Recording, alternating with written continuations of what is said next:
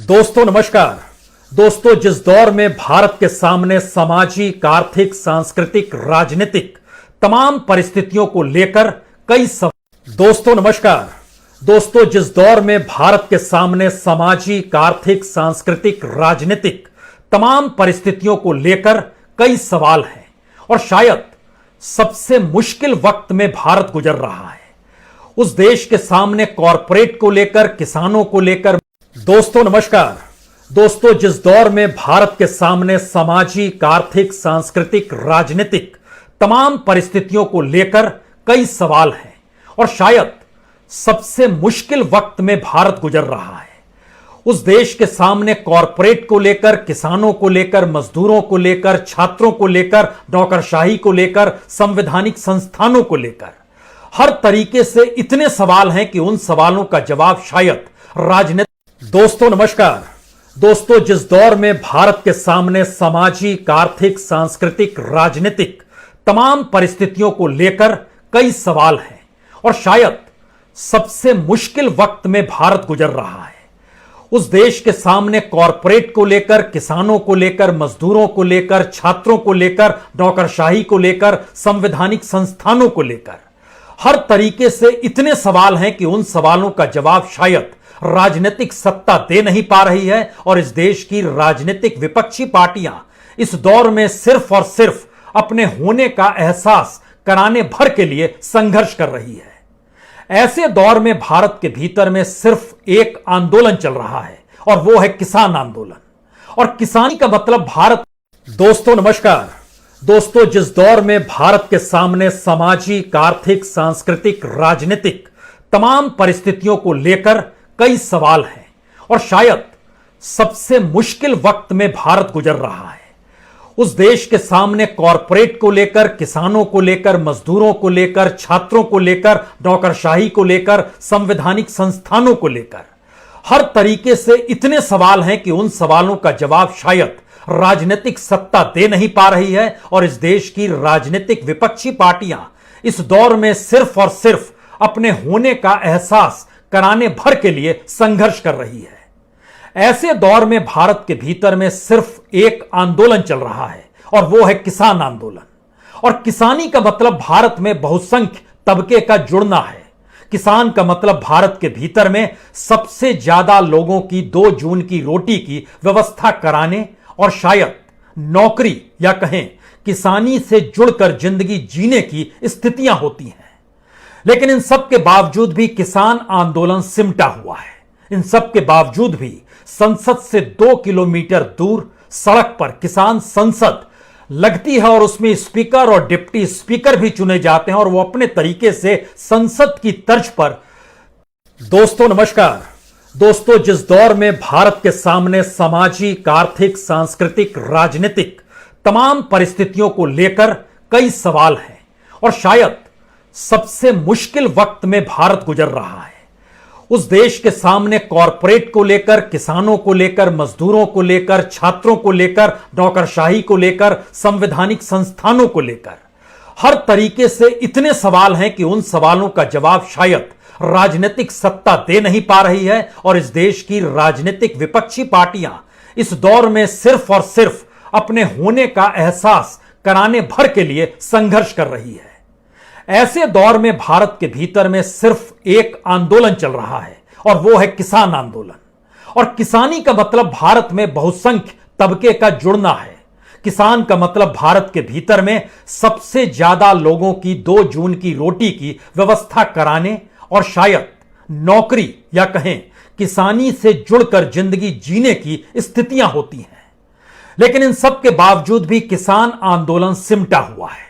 इन सब के बावजूद भी संसद से 2 किलोमीटर दूर सड़क पर किसान संसद लगती है और उसमें स्पीकर और डिप्टी स्पीकर भी चुने जाते हैं और वो अपने तरीके से संसद की तर्ज पर 3 काले कानूनों को खारिज भी करते हैं। इन परिस्थितियों के अक्स तले क्या वाकई भारत में किसान आंदोलन, जो सबसे लंबी उम्र तक का आंदोलन समूची दुनिया में हो चुका है, वो आंदोलन कहीं भटक तो नहीं गया?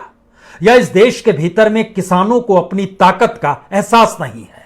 या फिर इस दौर में जो राजनीतिक परिस्थितियां बदली हैं, खासतौर से 2014 के बाद, इन परिस्थितियों का ज्ञान इस देश के किसानों को नहीं है, या फिर राजनीतिक दलों को तो इस दौर में सिर्फ और सिर्फ पारंपरिक राजनीति से आगे निकलने की सोच विकसित हो नहीं पाई है। तो क्या किसान भी कहीं भटक गया है?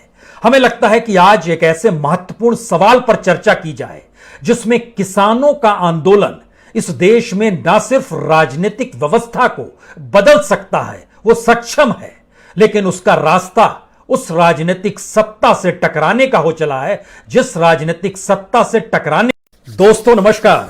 दोस्तों, जिस दौर में भारत के सामने सामाजिक, आर्थिक, सांस्कृतिक, राजनीतिक तमाम परिस्थितियों को लेकर कई सवाल हैं और शायद सबसे मुश्किल वक्त में भारत गुजर रहा है, उस देश के सामने कॉरपोरेट को लेकर, किसानों को लेकर, मजदूरों को लेकर, छात्रों को लेकर, नौकरशाही को लेकर, संवैधानिक संस्थानों को लेकर हर तरीके से इतने सवाल हैं कि उन सवालों का जवाब शायद राजनीतिक सत्ता दे नहीं पा रही है और इस देश की राजनीतिक विपक्षी पार्टियां इस दौर में सिर्फ और सिर्फ अपने होने का एहसास कराने भर के लिए संघर्ष कर रही है।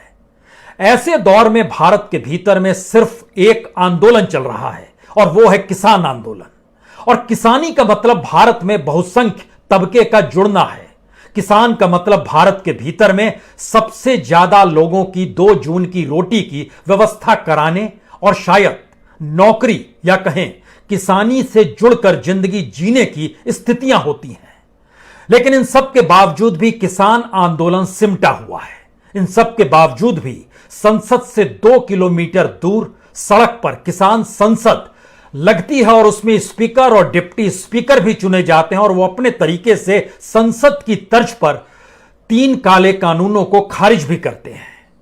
इन परिस्थितियों के अक्स तले क्या वाकई भारत में किसान आंदोलन, जो सबसे लंबी उम्र तक का आंदोलन समूची दुनिया में हो चुका है, वो आंदोलन कहीं भटक तो नहीं गया? या इस देश के भीतर में किसानों को अपनी ताकत का एहसास नहीं है?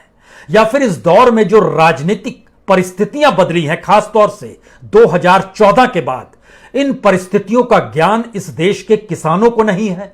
या फिर राजनीतिक दलों को तो इस दौर में सिर्फ और सिर्फ पारंपरिक राजनीति से आगे निकलने की सोच विकसित हो नहीं पाई है? तो क्या किसान भी कहीं भटक गया है?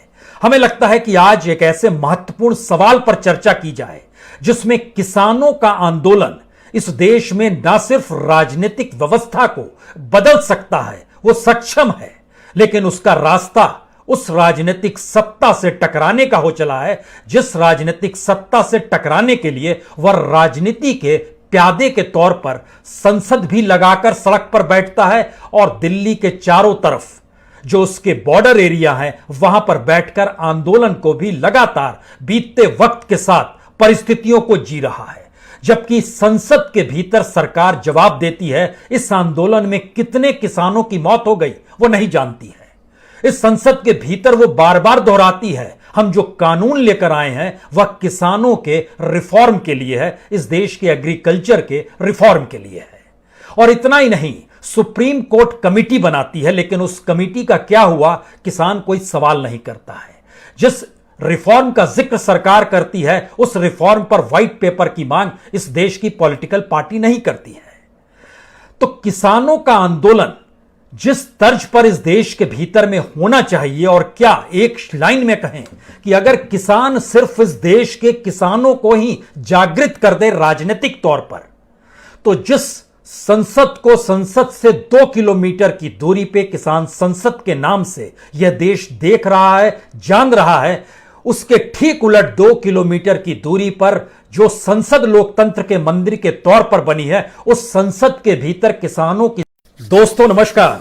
दोस्तों, जिस दौर में भारत के सामने सामाजिक, आर्थिक, सांस्कृतिक, राजनीतिक तमाम परिस्थितियों को लेकर कई सवाल हैं और शायद सबसे मुश्किल वक्त में भारत गुजर रहा है, उस देश के सामने कॉरपोरेट को लेकर, किसानों को लेकर, मजदूरों को लेकर, छात्रों को लेकर, नौकरशाही को लेकर, संवैधानिक संस्थानों को लेकर हर तरीके से इतने सवाल हैं कि उन सवालों का जवाब शायद राजनीतिक सत्ता दे नहीं पा रही है और इस देश की राजनीतिक विपक्षी पार्टियां इस दौर में सिर्फ और सिर्फ अपने होने का एहसास कराने भर के लिए संघर्ष कर रही है। ऐसे दौर में भारत के भीतर में सिर्फ एक आंदोलन चल रहा है और वो है किसान आंदोलन। और किसानी का मतलब भारत में बहुसंख्य तबके का जुड़ना है।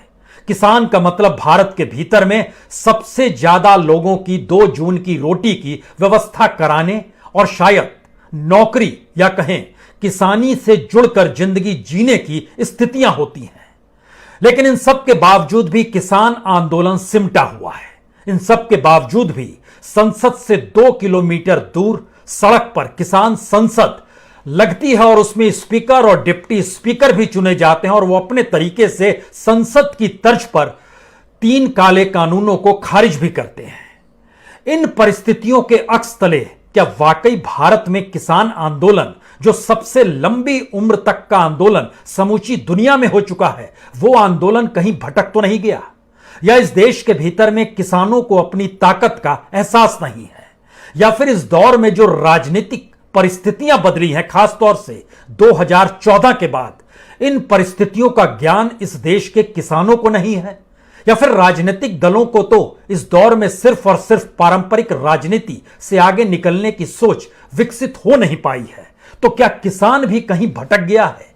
हमें लगता है कि आज एक ऐसे महत्वपूर्ण सवाल पर चर्चा की जाए जिसमें किसानों का आंदोलन इस देश में न सिर्फ राजनीतिक व्यवस्था को बदल सकता है, वो सक्षम है, लेकिन उसका रास्ता उस राजनीतिक सत्ता से टकराने का हो चला है जिस राजनीतिक सत्ता से टकराने के लिए वह राजनीति के प्यादे के तौर पर संसद भी लगाकर सड़क पर बैठता है और दिल्ली के चारों तरफ जो उसके बॉर्डर एरिया है वहां पर बैठकर आंदोलन को भी लगातार बीतते वक्त के साथ परिस्थितियों को जी रहा है।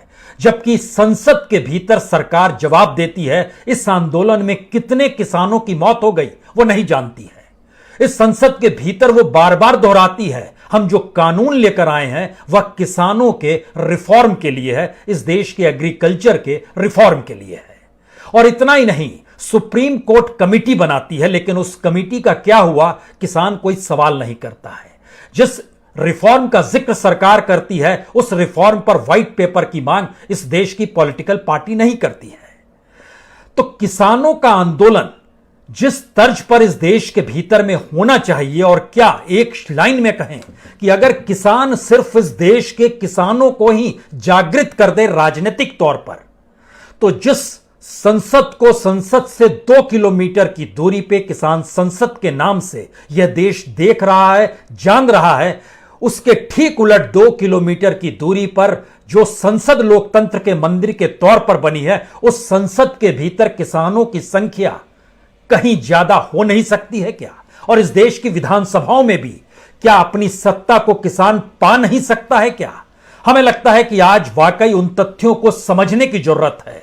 किसान आंदोलन जिस दृष्टि से आगे बढ़ रहा है और किसान आंदोलन की जो अंदरूनी ताकत इस देश के भीतर में है, दोनों 2 रास्ते पर खड़ी है। क्योंकि सिर्फ किसानों को जगाने भर से किसान आंदोलन इस देश की सियासत को साध सकता है।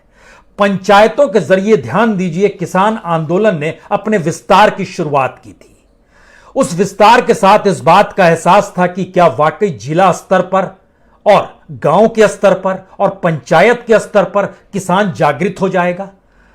किसानों को सिर्फ किसानों को जगाना है, क्योंकि संख्या के लिहाज से अगर समझना शुरू कीजिएगा तो किसी भी पॉलिटिकल पार्टी को इस देश के भीतर में उतने वोट नहीं मिलते हैं जितने बड़ी तादाद में किसानों की संख्या इस देश में है।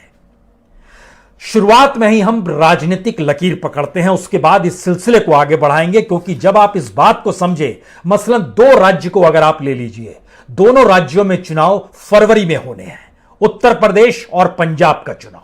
उत्तर प्रदेश के भीतर में जो किसानों की संख्या है और जिन किसानों को किसान सम्मान निधि से जोड़ा गया है, उनकी तादाद 2,80,44,861 है। 2017 में बीजेपी को वोट मिले थे, जहां वो 312 सीट जीत पाई थी, उसकी संख्या थी 3,44,00,000। लेकिन किसान सम्मान निधि के मातहत जो किसानों के नाम दर्ज हैं, अगर उसके पूरे परिवार में हम 3 सदस्य माने और यह मानकर चलें कि उत्तर प्रदेश के भीतर में 2,80,00,000 दोस्तों नमस्कार।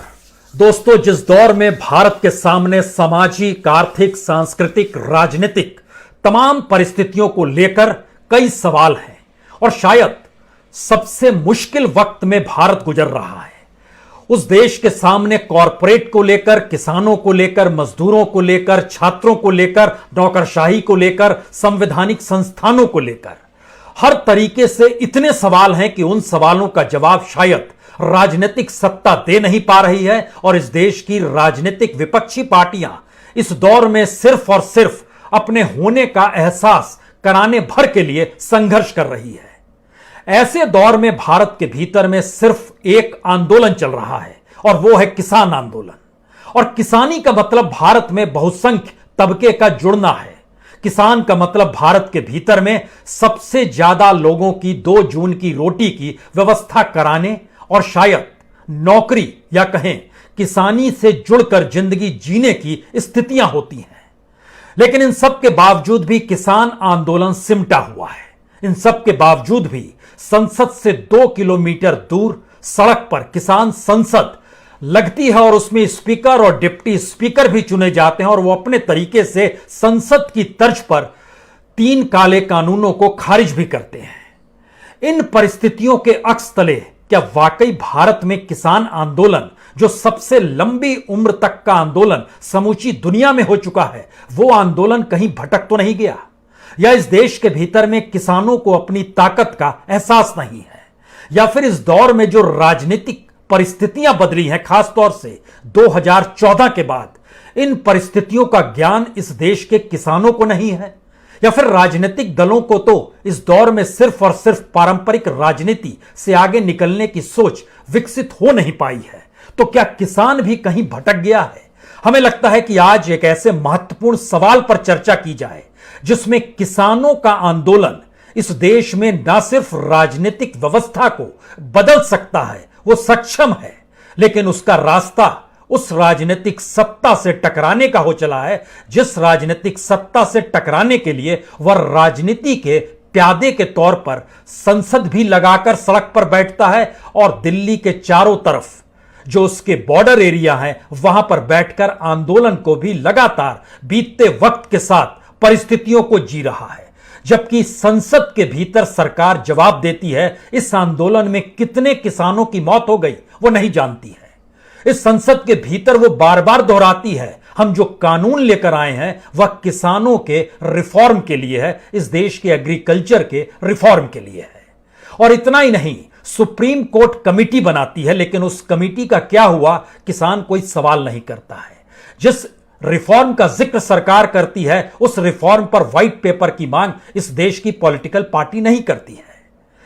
तो किसानों का आंदोलन जिस तर्ज पर इस देश के भीतर में होना चाहिए, और क्या एक लाइन में कहें कि अगर किसान सिर्फ इस देश के किसानों को ही जागृत कर दे राजनीतिक तौर पर, तो जिस संसद को संसद से 2 किलोमीटर की दूरी पे किसान संसद के नाम से यह देश देख रहा है, जान रहा है, उसके ठीक उलट 2 किलोमीटर की दूरी पर जो संसद लोकतंत्र के मंदिर के तौर पर बनी है, उस संसद के भीतर किसानों की संख्या कहीं ज्यादा हो नहीं सकती है क्या? और इस देश की विधानसभाओं में भी क्या अपनी सत्ता को किसान पा नहीं सकता है क्या? हमें लगता है कि आज वाकई उन तथ्यों को समझने की जरूरत है। किसान आंदोलन जिस दृष्टि से आगे बढ़ रहा है और किसान आंदोलन की जो अंदरूनी ताकत इस देश के भीतर में है, दोनों 2 रास्ते पर खड़ी है। क्योंकि सिर्फ किसानों को जगाने भर से किसान आंदोलन इस देश की सियासत को साध सकता है। पंचायतों के जरिए, ध्यान दीजिए, किसान आंदोलन ने अपने विस्तार की शुरुआत की थी। उस विस्तार के साथ इस बात का एहसास था कि क्या वाकई जिला स्तर पर और गांव के स्तर पर और पंचायत के स्तर पर किसान जागृत हो जाएगा। किसानों को सिर्फ किसानों को जगाना है, क्योंकि संख्या के लिहाज से अगर समझना शुरू कीजिएगा तो किसी भी पॉलिटिकल पार्टी को इस देश के भीतर में उतने वोट नहीं मिलते हैं जितने बड़ी तादाद में किसानों की संख्या इस देश में है। शुरुआत में ही हम राजनीतिक लकीर पकड़ते हैं, उसके बाद इस सिलसिले को आगे बढ़ाएंगे, क्योंकि जब आप इस बात को समझे, मसलन 2 राज्य को अगर आप ले लीजिए, दोनों राज्यों में चुनाव फरवरी में होने हैं। उत्तर प्रदेश और पंजाब का चुनाव। उत्तर प्रदेश के भीतर में जो किसानों की संख्या है और जिन किसानों को किसान सम्मान निधि से जोड़ा गया है, उनकी तादाद 2,80,44,861 है। 2017 में बीजेपी को वोट मिले थे, जहां वो 312 सीट जीत पाई थी, उसकी संख्या थी 3,44,00,000। लेकिन किसान सम्मान निधि के मातहत जो किसानों के नाम दर्ज हैं, अगर उसके पूरे परिवार में हम तीन सदस्य माने और यह मानकर चलें कि उत्तर प्रदेश के भीतर में 2,80,00,000 किसानों के नाम जो जुड़े हुए हैं, 2,000 रुपए हर 3 महीने पर जो सरकार देती है, अगर उस परिवार में 3 सदस्य वोटर हैं, तो उस लिहाज से अगर आप देखना शुरू करेंगे तो तकरीबन 8.5 करोड़ किसान वोटर उत्तर प्रदेश में मौजूद हैं। किसानों को कोई संसद लगाने की जरूरत नहीं है, आज की तारीख में बॉर्डर पर बैठने की जरूरत नहीं है, उसको उस उत्तर प्रदेश और पंजाब को साधने की जरूरत है जहां सिर्फ किसानों से संवाद बनाना है। 8.5 करोड़ 8,50,00,000 किसान वोटर अगर उत्तर प्रदेश के भीतर है और वह सिर्फ किसान द्वारा खड़े गए उम्मीदवारों को ही वोट डालता है, तो बताइए उत्तर प्रदेश में किसकी सरकार बनेगी? क्योंकि 2017 के आंकड़े कहते हैं कि बीजेपी ने जो 312 सीटें जीती थी, उसको 3,44,00,000 वोट मिले थे। दूसरे नंबर पर जो समाजवादी पार्टी रही थी, उसको तकरीबन 1,89,000 वोट मिले थे। दूसरी तरफ बीएसपी को 1,89,00,000 समाजवादी पार्टी को और 1,92,00,000 बीएसपी को वोट मिले थे। कांग्रेस को 54 लाख वोट मिले थे। आरएलडी जो कि पश्चिमी उत्तर प्रदेश में कहती है कि हम किसानों के साथ अगर मिल गए और किसान हमारे समर्थन में खड़ा हो गया और यह पूरा का पूरा अगर समाजवादी पार्टी के साथ मिल गया, तो समाजवादी पार्टी सत्ता में आ जाएगी। हमें लगता है कि किसानों को अब समझना होगा कि जो इस देश में सत्ता के लिए राजनीति करते रहे हैं, उन्होंने कभी किसानों का हित नहीं साधा है और पहली बार इस देश के भीतर में किसानों के सामने एक चुनौती भी है और शायद एक मौका भी है। क्या वह उत्तर प्रदेश के किसानों को सिर्फ जागृत कर सकते हैं? कुछ ना करें। सरकार द्वारा जारी की गई लिस्ट जो 2,80,44,000 किसानों को किसान सम्मान निधि में गांव दर गांव जोड़े हुए, उनसे संपर्क करें। उनके परिवार के मैक्सिमम 3 सदस्य तो होंगे ही वोटर, उस लिहाज से 8.5 करोड़ वोटर उनके दायरे में होंगे। उनसे सीधा संवाद करें और वह वोट अगर किसानों द्वारा खड़ी की गई पॉलिटिकल पार्टी या उम्मीदवारों के पक्ष में खड़े हो जाते हैं, तो बताइए उत्तर प्रदेश की विधानसभा में किसकी जीत होगी? और एक सच यह भी है कि उत्तर प्रदेश के भीतर में 2017 में भी तकरीबन 5.5 करोड़ वोटरों ने वोट नहीं डाले थे, सिर्फ 8.5 करोड़ वोटरों ने वोट डाले थे। तो एक बड़ी उम्मीद है, इसका मतलब है हाशिए पर पड़ा हुआ तबका वोट नहीं डाल रहा था। और जब उत्तर प्रदेश की राजनीति में ज्यादातर किसान है, तो किसानों को जागृत करने के अलावे किसानों को करने की और जरूरत क्या है उसे। दोस्तों नमस्कार। दोस्तों, जिस दौर में भारत के सामने सामाजिक, आर्थिक, सांस्कृतिक, राजनीतिक तमाम परिस्थितियों को लेकर कई सवाल हैं और शायद सबसे मुश्किल वक्त में भारत गुजर रहा है, उस देश के सामने कॉरपोरेट को लेकर, किसानों को लेकर, मजदूरों को लेकर, छात्रों को लेकर, नौकरशाही को लेकर, संवैधानिक संस्थानों को लेकर हर तरीके से इतने सवाल हैं कि उन सवालों का जवाब शायद राजनीतिक सत्ता दे नहीं पा रही है। और इस देश की राजनीतिक विपक्षी पार्टियां इस दौर में सिर्फ और सिर्फ अपने होने का एहसास कराने भर के लिए संघर्ष कर रही है। ऐसे दौर में भारत के भीतर में सिर्फ एक आंदोलन चल रहा है और वो है किसान आंदोलन। और किसानी का मतलब भारत में बहुसंख्य तबके का जुड़ना है। किसान का मतलब भारत के भीतर में सबसे ज्यादा लोगों की 2 जून की रोटी की व्यवस्था कराने और शायद नौकरी या कहें किसानी से जुड़कर जिंदगी जीने की स्थितियां होती हैं। लेकिन इन सब के बावजूद भी किसान आंदोलन सिमटा हुआ है। इन सब के बावजूद भी संसद से 2 किलोमीटर दूर सड़क पर किसान संसद लगती है और उसमें स्पीकर और डिप्टी स्पीकर भी चुने जाते हैं और वो अपने तरीके से संसद की तर्ज पर 3 काले कानूनों को खारिज भी करते हैं।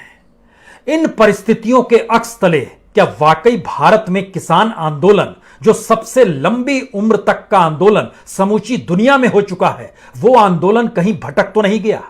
या इस देश के भीतर में किसानों को अपनी ताकत का एहसास नहीं है, या फिर इस दौर में जो राजनीतिक परिस्थितियां बदली हैं, खासतौर से 2014 के बाद, इन परिस्थितियों का ज्ञान इस देश के किसानों को नहीं है, या फिर राजनीतिक दलों को तो इस दौर में सिर्फ और सिर्फ पारंपरिक राजनीति से आगे निकलने की सोच विकसित हो नहीं पाई है।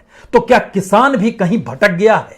हमें लगता है कि आज एक ऐसे महत्वपूर्ण सवाल पर चर्चा की जाए जिसमें किसानों का आंदोलन इस देश में न सिर्फ राजनीतिक व्यवस्था को बदल सकता है, वो सक्षम है, लेकिन उसका रास्ता उस राजनीतिक सत्ता से टकराने का हो चला है जिस राजनीतिक सत्ता से टकराने के लिए वह राजनीति के प्यादे के तौर पर संसद भी लगाकर सड़क पर बैठता है और दिल्ली के चारों तरफ जो उसके बॉर्डर एरिया है वहां पर बैठकर आंदोलन को भी लगातार बीतते वक्त के साथ परिस्थितियों को जी रहा है। जबकि संसद के भीतर सरकार जवाब देती है इस आंदोलन में कितने किसानों की मौत हो गई वो नहीं जानती है। इस संसद के भीतर वो बार बार दोहराती है हम जो कानून लेकर आए हैं वह किसानों के रिफॉर्म के लिए है, इस देश के एग्रीकल्चर के रिफॉर्म के लिए है। और इतना ही नहीं, सुप्रीम कोर्ट कमेटी बनाती है, लेकिन उस कमेटी का क्या हुआ किसान कोई सवाल नहीं करता है। जिस रिफॉर्म का जिक्र सरकार करती है उस रिफॉर्म पर व्हाइट पेपर की मांग इस देश की पॉलिटिकल पार्टी नहीं करती है। तो किसानों का आंदोलन जिस तर्ज पर इस देश के भीतर में होना चाहिए, और क्या एक लाइन में कहें कि अगर किसान सिर्फ इस देश के किसानों को ही जागृत कर दे राजनीतिक तौर पर, तो जिस संसद को संसद से 2 किलोमीटर की दूरी पे किसान संसद के नाम से यह देश देख रहा है, जान रहा है, उसके ठीक उलट 2 किलोमीटर की दूरी पर जो संसद लोकतंत्र के मंदिर के तौर पर बनी है, उस संसद के भीतर किसानों की संख्या कहीं ज्यादा हो नहीं सकती है क्या? और इस देश की विधानसभाओं में भी क्या अपनी सत्ता को किसान पा नहीं सकता है क्या? हमें लगता है कि आज वाकई उन तथ्यों को समझने की जरूरत है। किसान आंदोलन जिस दृष्टि से आगे बढ़ रहा है और किसान आंदोलन की जो अंदरूनी ताकत इस देश के भीतर में है, दोनों दो रास्ते पर खड़ी है। क्योंकि सिर्फ किसानों को जगाने भर से किसान आंदोलन इस देश की सियासत को साध सकता है। पंचायतों के जरिए, ध्यान दीजिए, किसान आंदोलन ने अपने विस्तार की शुरुआत की थी। उस विस्तार के साथ इस बात का एहसास था कि क्या वाकई जिला स्तर पर और गांव के स्तर पर और पंचायत के स्तर पर किसान जागृत हो जाएगा। किसानों को सिर्फ किसानों को जगाना है, क्योंकि संख्या के लिहाज से अगर समझना शुरू कीजिएगा तो किसी भी पॉलिटिकल पार्टी को इस देश के भीतर में उतने वोट नहीं मिलते हैं जितने बड़ी तादाद में किसानों की संख्या इस देश में है। शुरुआत में ही हम राजनीतिक लकीर पकड़ते हैं, उसके बाद इस सिलसिले को आगे बढ़ाएंगे, क्योंकि जब आप इस बात को समझे, मसलन 2 राज्य को अगर आप ले लीजिए, दोनों राज्यों में चुनाव फरवरी में होने हैं, उत्तर प्रदेश और पंजाब का चुनाव। उत्तर प्रदेश के भीतर में जो किसानों की संख्या है और जिन किसानों को किसान सम्मान निधि से जोड़ा गया है, उनकी तादाद 2,80,44,861 है। 2017 में बीजेपी को वोट मिले थे, जहां वो 312 सीट जीत पाई थी, उसकी संख्या थी 3,44,00,000। लेकिन किसान सम्मान निधि के मातहत जो किसानों के नाम दर्ज हैं, अगर उसके पूरे परिवार में हम 3 सदस्य माने और यह मानकर चलें कि उत्तर प्रदेश के भीतर में 2,80,00,000 किसानों के नाम जो जुड़े हुए हैं, 2,000 रुपए हर 3 महीने पर जो सरकार देती है, अगर उस परिवार में 3 सदस्य वोटर हैं, तो उस लिहाज से अगर आप देखना शुरू करेंगे तो तकरीबन 8.5 करोड़ किसान वोटर उत्तर प्रदेश में मौजूद हैं।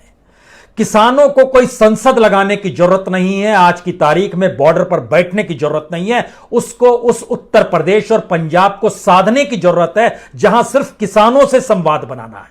8.5 करोड़ 8,50,00,000 किसान वोटर अगर उत्तर प्रदेश के भीतर है और वह सिर्फ किसान द्वारा खड़े गए उम्मीदवारों को ही वोट डालता है, तो बताइए उत्तर प्रदेश में किसकी सरकार बनेगी? क्योंकि 2017 के आंकड़े कहते हैं कि बीजेपी ने जो 312 सीटें जीती थी उसको 3,44,00,000 वोट मिले थे। दूसरे नंबर पर जो समाजवादी पार्टी रही थी उसको तकरीबन 1,89,000 वोट मिले थे। दूसरी तरफ बीएसपी को 1,89,00,000 समाजवादी पार्टी को और 1,92,00,000 बीएसपी को वोट मिले।